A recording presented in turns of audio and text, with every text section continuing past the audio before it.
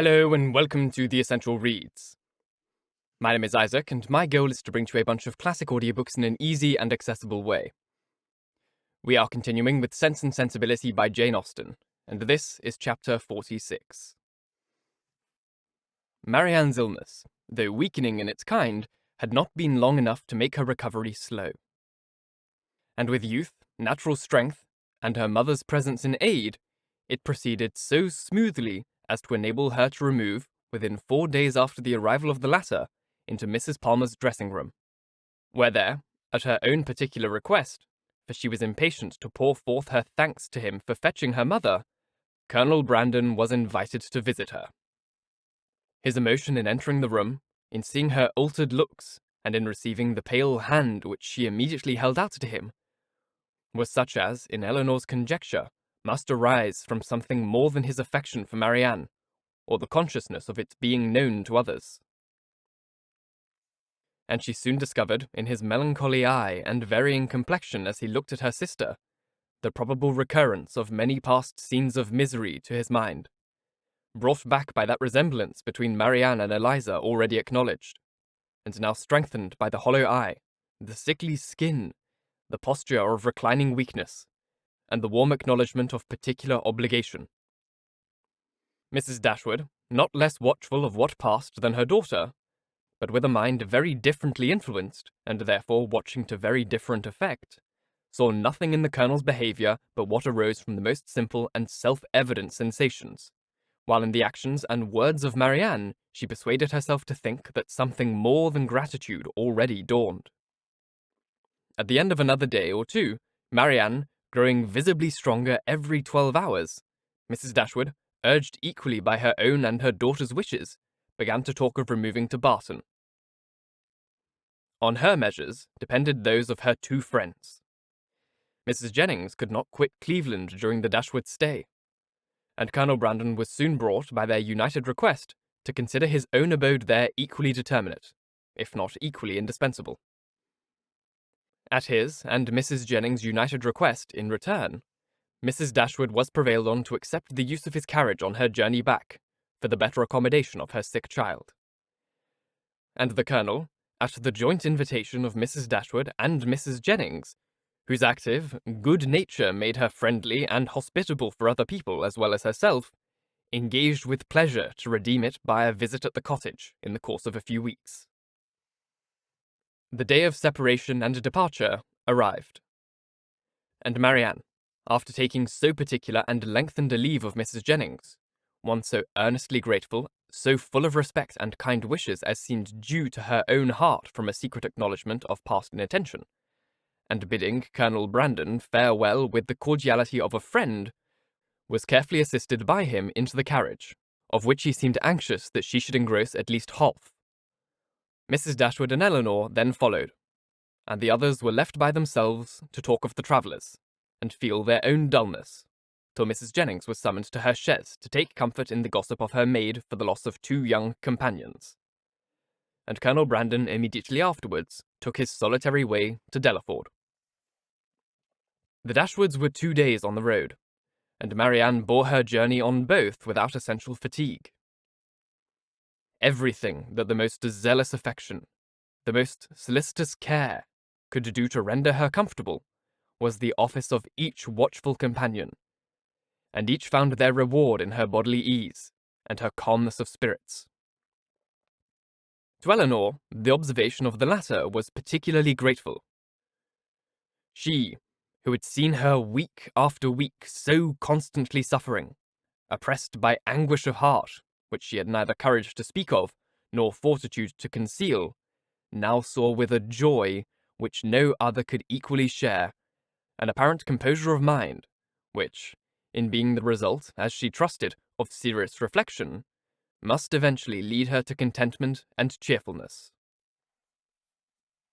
As they approached Barton, indeed, and entered on scenes of which every field and every tree brought some peculiar, some painful reflection, she grew silent and thoughtful, and turning away her face from their notice, sat earnestly gazing through the window.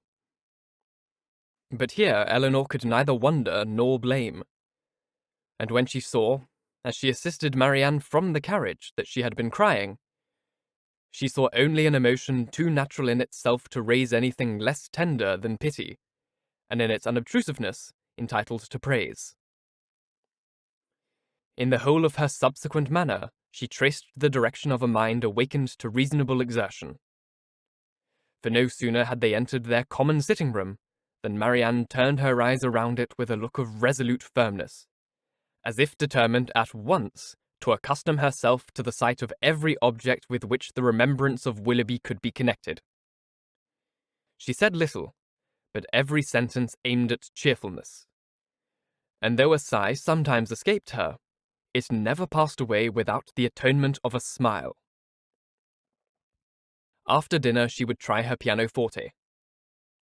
She went to it, but the music on which her eye first rested was an opera, procured for her by Willoughby, containing some of their favourite duets, and bearing on its outward leaf her own name in his handwriting. That would not do. She shook her head and put the music aside, and, after running over the keys for a minute, complained of feebleness in her fingers, and closed the instrument again, declaring, however, with firmness as she did so, that she should in future practice much. The next morning procured no abatement in these happy symptoms. On the contrary, with a mind and body alike strengthened by rest, she looked and spoke with more genuine spirit, anticipating the pleasure of Margaret's return, and talking of their dear family party which would then be restored, of their mutual pursuits and cheerful society, as the only happiness worth a wish. "When the weather is settled, and I have recovered my strength," said she, "we will take long walks together every day. We will walk from the farm to the edge of the down, and see how the children go on. We will walk to Sir John's new plantations at Barton Cross, and the Abbey land. And we will often go to the old ruins of the Priory, and try to trace its foundations as far as we are told they once reached. I know we shall be happy. I know the summer will pass happily away.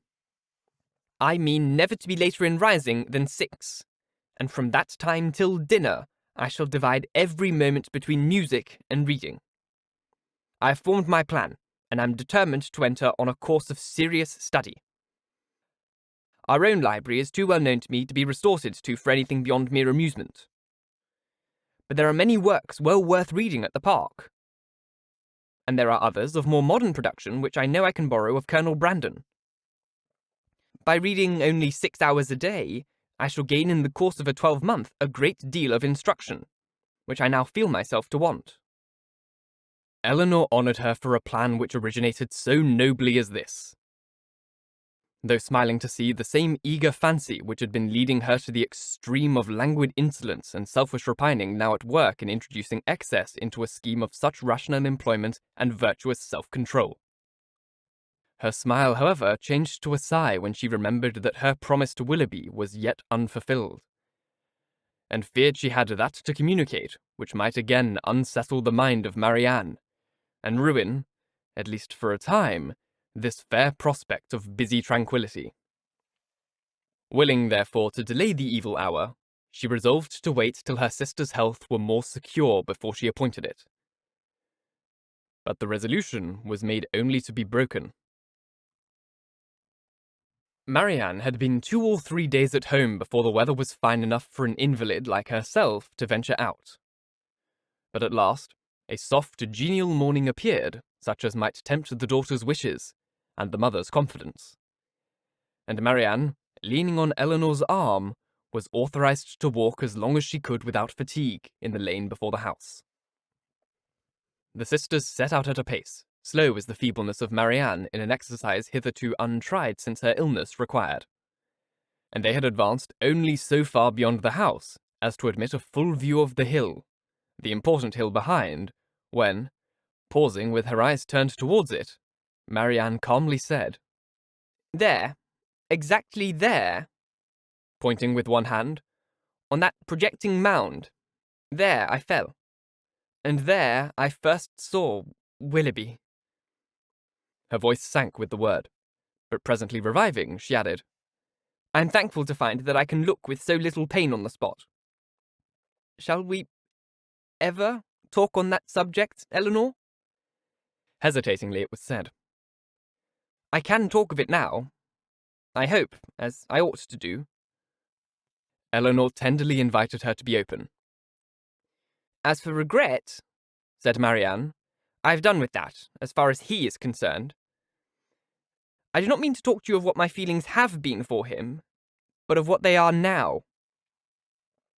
At present, if I could be satisfied on one point, if I could be allowed to think that he was not always acting a part, not always deceiving me, but above all, if I could be assured that he never was so very wicked as my fears have sometimes fancied him since the story of that unfortunate girl. She stopped.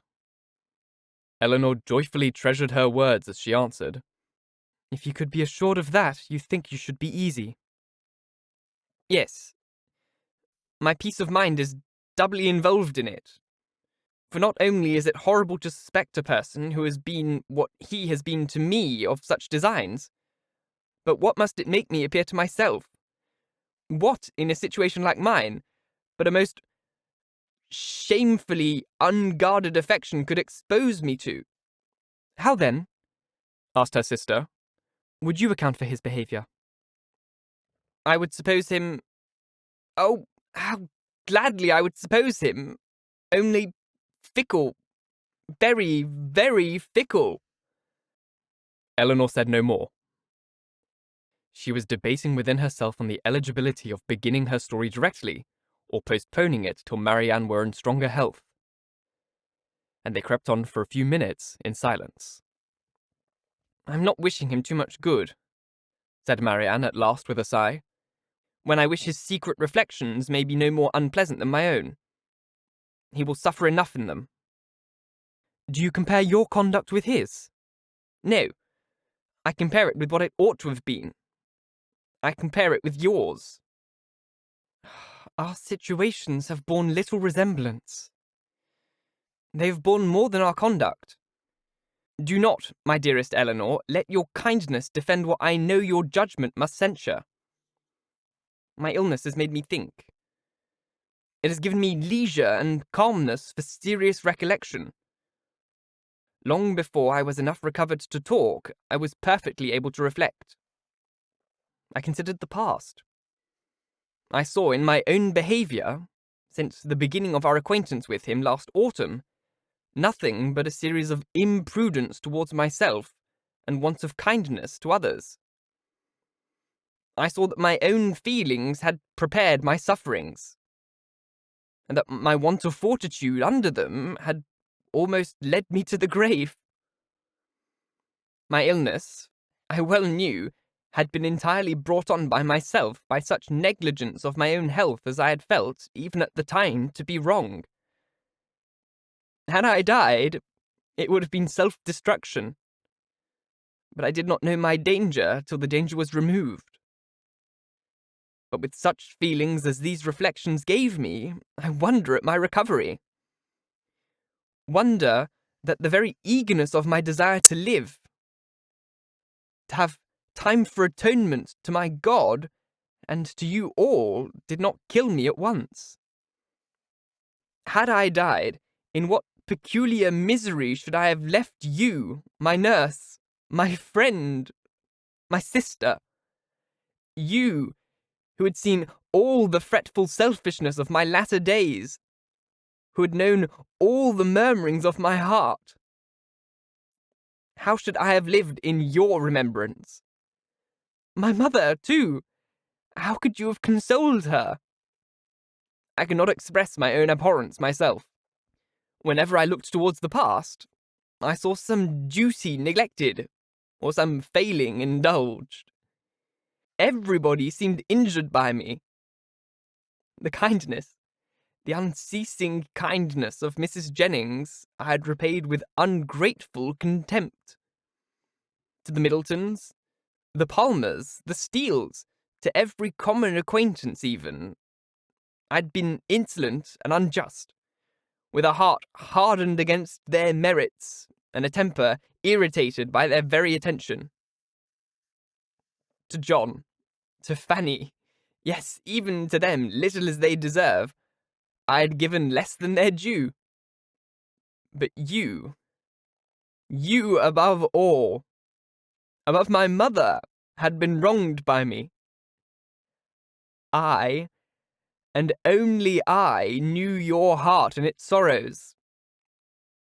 Yet to what did it influence me? Not to any compassion that could benefit you or myself. Your example was before me. But to what avail? Was I more considerate of you and your comfort? Did I imitate your forbearance or lessen your restraints by taking any part in those offices of general complaisance or particular gratitude, which you had hitherto been left to discharge alone?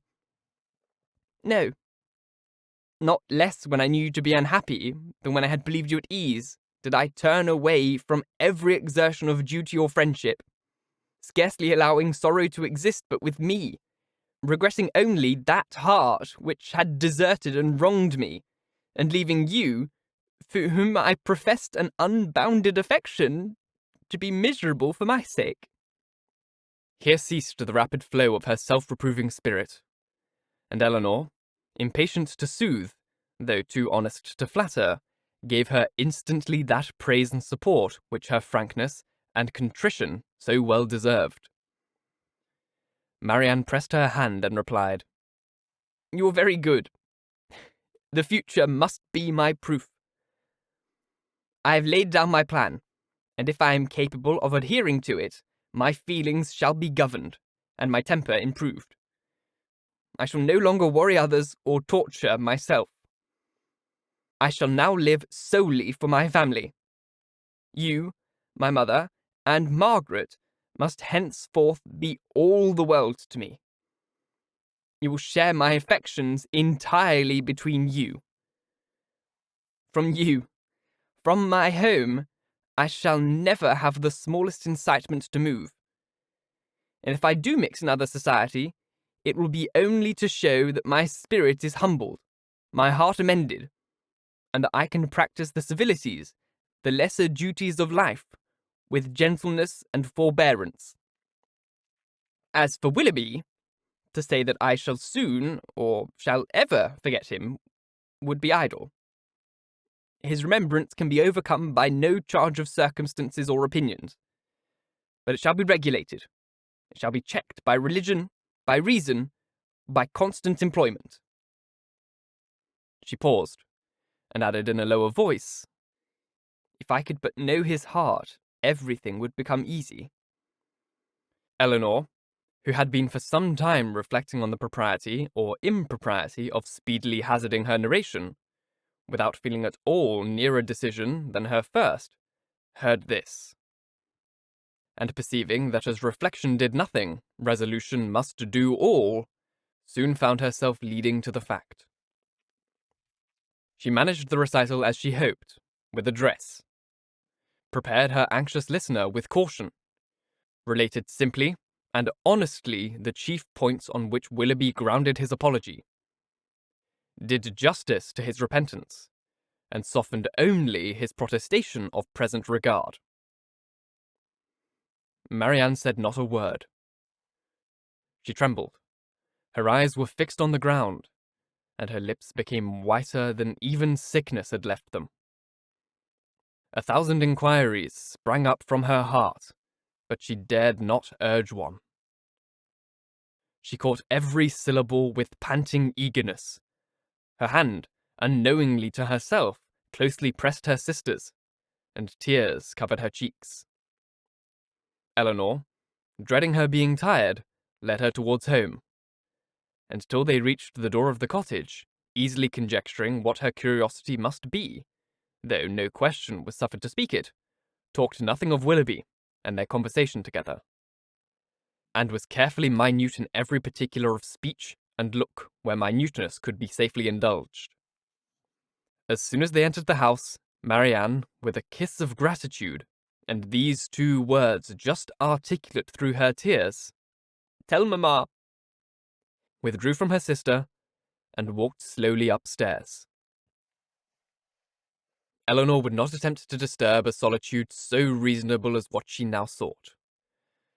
And with a mind anxiously prearranging its result, and a resolution of reviving the subject again should Marianne fail to do it, she turned into the parlour to fulfil her parting injunction. Thank you so very much for listening. If you enjoyed, please like, comment, share, all that jazz, and if you really enjoyed, do subscribe because there is more to come. If you're listening on podcasts, please leave a review as it's the easiest way to get this in front of as many people as possible, and reading your reviews really makes my day. If you want to support the show further, you can click on the Ko-Fi link, which is just here on screen or in the description box, or you can leave a direct donation on YouTube if you're watching there. Once again, thank you so very much for listening, and until next time, bye-bye.